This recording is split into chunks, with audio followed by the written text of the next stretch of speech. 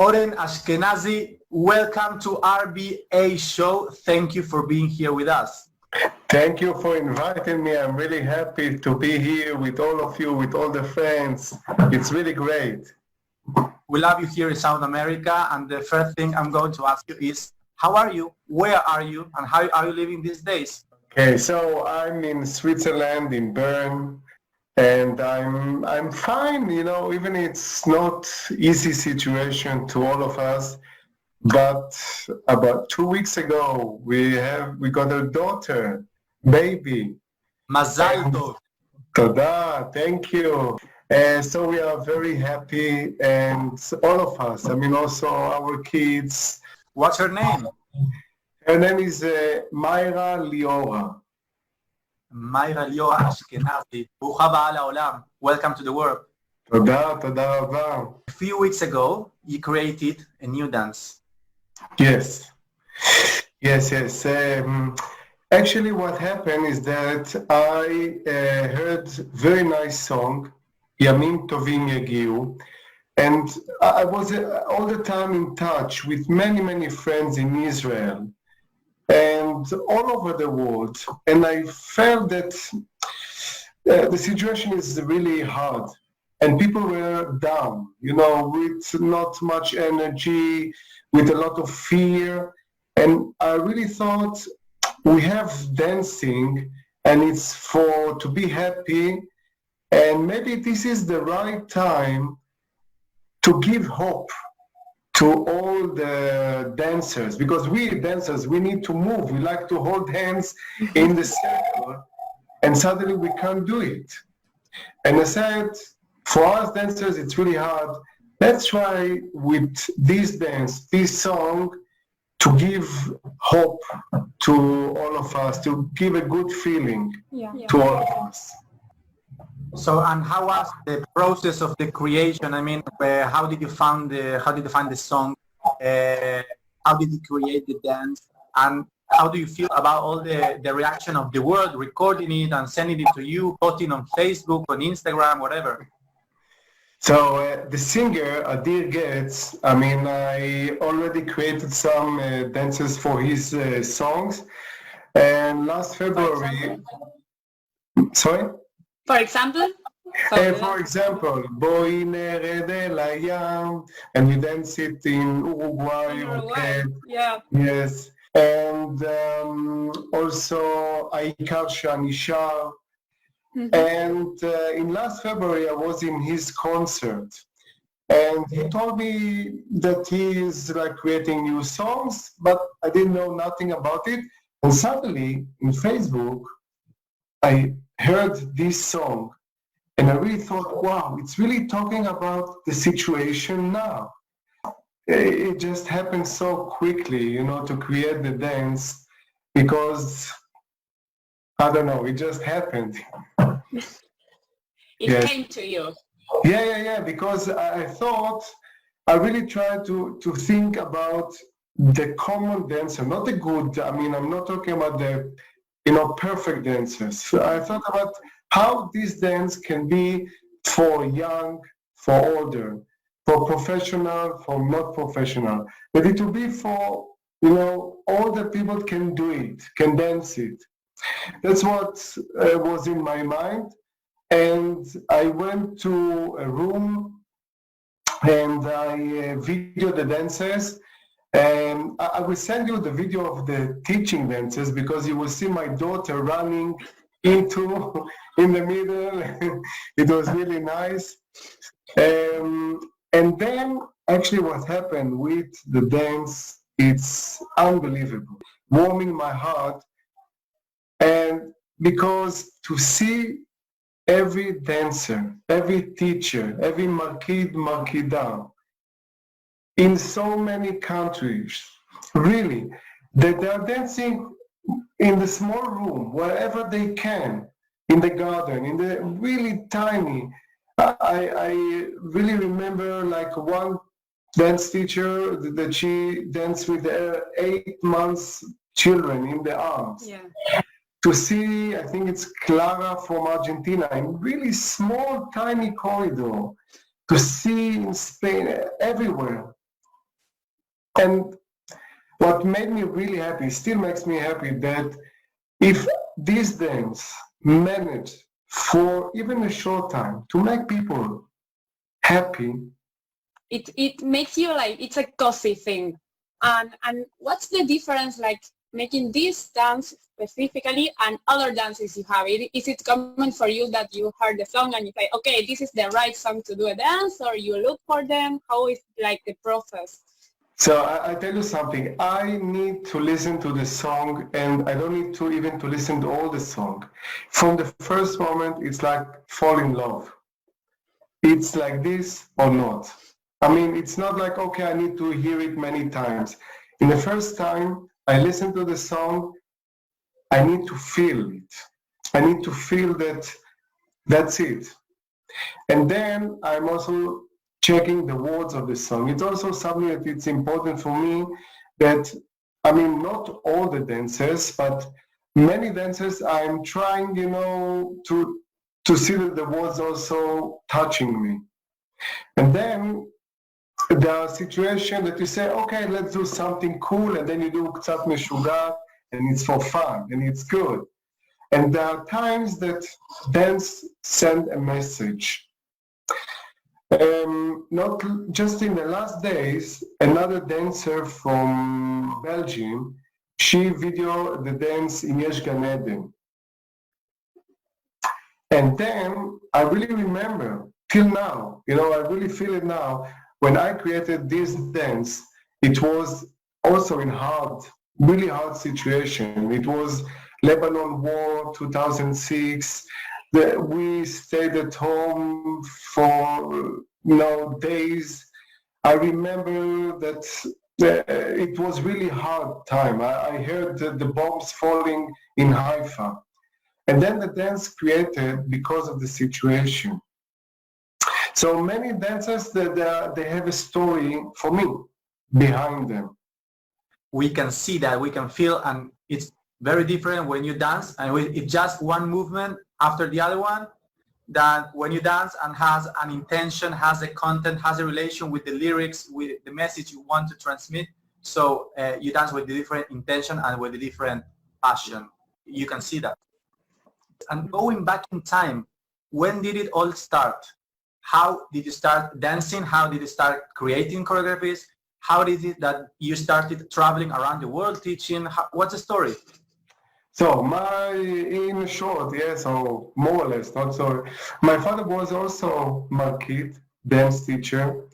He was one of the first dance teachers in Haifa. And he used to work in all the north of Israel, Musa Ashkenazi. And as a kid, as a small child, I used to go with him, just to go to run. And in that time, the other dance teacher, there were not video, so they used to meet, learn all the dances. And then in our home, a well-known dance teachers that actually were the founders of the Israeli dance movement. And I'm talking about Eliyahu Gamliel, rest in peace. Yonatan Gabay, rest in peace. Yankale Levi, rest in peace. And many others. I have a special story about Eliyahu Gamliel, just something.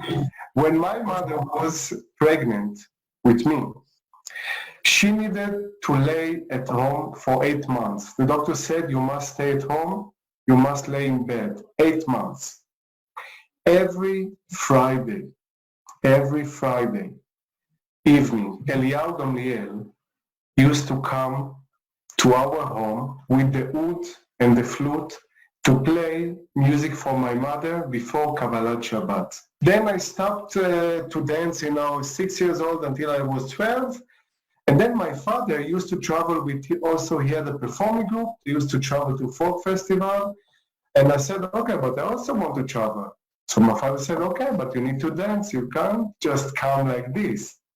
So I started to dance in his performing group in Har Kadot. And after the army, I really wanted to take it a step forward. So I did the Ulpan LeMarketing, and Actually, I started to travel because the first time I went to a summer camp in Bulgaria. And suddenly I saw really young people dancing, with a lot of energy. And then they started to talk in East Europe about the work that I'm doing there. So this organization started to invite me to other places. And then one things led to the other one. And that's how I started to travel. I really love it. I really love to come to places that I was before, to new places to come again. I remember something nice, really nice, that after in 2007 that I was in Cordoba, and there were 650 people. 650 people. A time after I was in Carmel Festival, someone is shouting, from up there in the glass, "Oren, do you remember me?" Oh my goodness.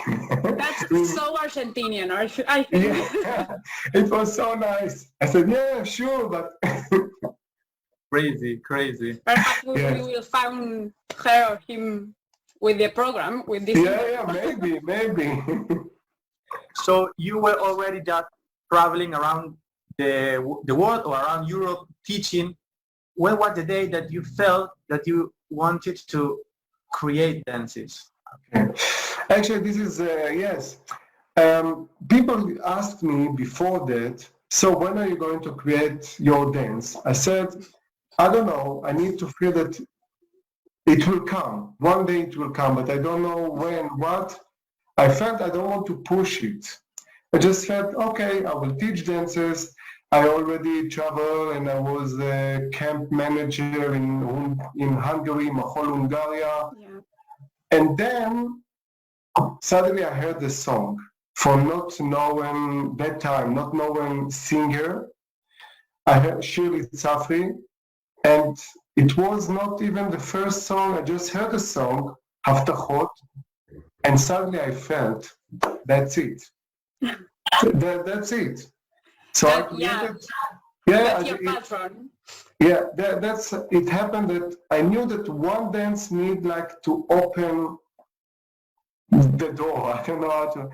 And when I heard this song, then I just started to create the dances. And never stopped. And also never stopped. Yes. Exactly.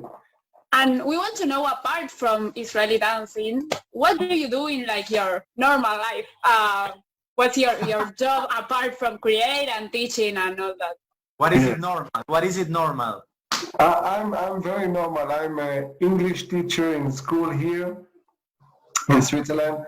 It's already more than 6.5 years in Switzerland. I'm teaching in a school English, and also I'm teaching dances at school.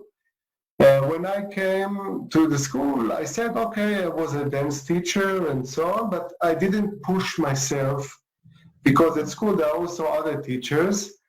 And then suddenly they said, what do you think about to teach one class? I said, yeah, why not? I'm ready. That's fine. And then they said, okay. And so I started also to teach. And something that was funny that two teachers from our school, they traveled with our family to Israel. And then we went to Arkadot, and they saw, especially in Haifa, how people, they came to me and they hugged me and they know me. And suddenly they said at school, oh, we didn't know that you are so famous. That's the normal life, you said. Yeah. Let me take you to another aspect of Israeli dances and of life in general, that is love. Yeah. We know that you create a lot of dances with Lena, your wife. Exactly. So how did you know each other? How did you get to know each other? And how did you start working and creating together? Mm-hmm.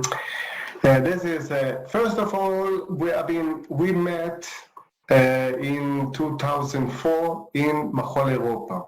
We met there, we started to talk, then we just were in touch. in camps and so, I mean, we met, we wrote to each other, and we started as good friends. And then later, we started to be a couple, really to fall in love, and then married and being together. And then for me, it was and still really good to present every dance. First of all, I presented to Lena. Lena is a musician, and she can listen to the song in a different way from the way I'm listening to it. So it's really giving to it another perspective. And some dancers, it's like I created most of it, and then Lena give her touch to the dance. Some dances we just feel, okay, let's do it together. Then we just work together. And it's really interesting process because we are coming with different movements, and then we put them together and we try, and we say, okay, that's it. That's the dance. So every dance, it's a different. Sometimes we don't know what is going to be. And sometimes it just started and slowly it comes together. So romantic creation. But sometimes it's not. We have sometimes, kind of not conflicts, but why this movement, no this movement. And also I have many ideas, different versions even to the same dance, same part of the dance. I have really different version. And then Elena used to tell me, wait, let's check one version. In today's show, we are talking about people that you get to know in Israeli dancing and then remains with you the whole life. It can be like Lena for you, for example, that now is your wife, or it can be friends from your place and from all over the world. So apart from Lena, who can you say that probably you have a lot of people, but that Israeli dancing gave you, people that gave you and are with you forever? Wow, there are a lot of people. A lot of people that really tried, to take, to learn from them, and also they inspired me. Okay, that I will give you an example that when I study as a child, every time I heard about Yonatan Gabay, really like I heard, and when he came to teach us in the Ulpan for Markedim, he didn't come and say, I'm Yonatan Gabay, I did this, I did that. He just went to the circle. I still remember it. He just stood straight, and we all felt the leader is here. He doesn't need to say nothing. So this is something that I always remember. There are people that are good friends, that I really like, and I'm very good friends with many of them, especially with Eli Segal. I really appreciate Eli Segal because Eli Segal is a really straight person. He will tell you if he likes it or not. And I really, like to talk and also to learn from Shmuli Govari. Good friends, there are many, but it's also Elad Shtamer that we know each other for many years. And once, if you're talking with him, ask him how actually we met the first time. Next interview. Yeah. Yes, but he likes to tell it. I personally, yes, I keep it, but between us, because we started in a different way and we became really good friends. And I think that there are people that during the year they are with you. And this is really nice that you have friends, you have really good friends in different countries. That whenever you are there, people will help you. When I came to, for example, to Singapore, I was amazed from the groups there. Do you know that in Singapore there are 6 times a week Israeli folk dances? There are like 3 or 4 groups and teachers and they are dancing. And I said, wow, you can just go to dance there every time. And when I was there, people were really friendly, really nice. Also in Hong Kong, it's really great. Oren, I'm so happy to have you here. We are so happy. I got to know you the first time when you came to Córdoba, to Camp Darom. I wasn't a teacher yet, but I was so amazed of your energy, of the way you were teaching. I remember that you were teaching to 600 people or something like that, and you said something that I remember till today, that you said, when a teacher comes and teach a new dance, if you already know the dance, just don't do it until he does it or she does it, because it can bother the other people. And that when you see a real teacher can teach other people also how to teach, and that's very important. Yes, and I think that what is really important for us all the time as the teachers is to be with open mind and to learn from new teachers. And that's why I really like to see, when we are in camps, to see how people they are teaching. And it doesn't matter if someone is young or old, many years teaching or not, to learn different ways how to teach. This is what is so amazing. I can learn from all. I really can learn from all the people, how they teach, what they are doing. And this is something that's really important, I think, for all of us as teachers, all the time to learn. Would you like to give a message to the people here in South America, in Argentina, Uruguay, Chile, Brazil, and all South America? Well, I mean, for sure, you will keep on dancing because it's really, really in your heart, it's in your blood. It's not just dancing. And in many places, I used to tell them that the dancers in South America, it's not just, movement. You are really dancing with all your heart. You live it. It's in your life. It's part of your life. It's not just, we are doing some sport. You are really dancing with all your heart. You really like, many times I get emails, can you send us the words of the song? We want to understand what we are dancing. And I know that life sometimes is not easy. Yes, but this is the important thing, that when we are dancing, we are not just doing it for ourselves, we're doing also this for our friends, for our communities.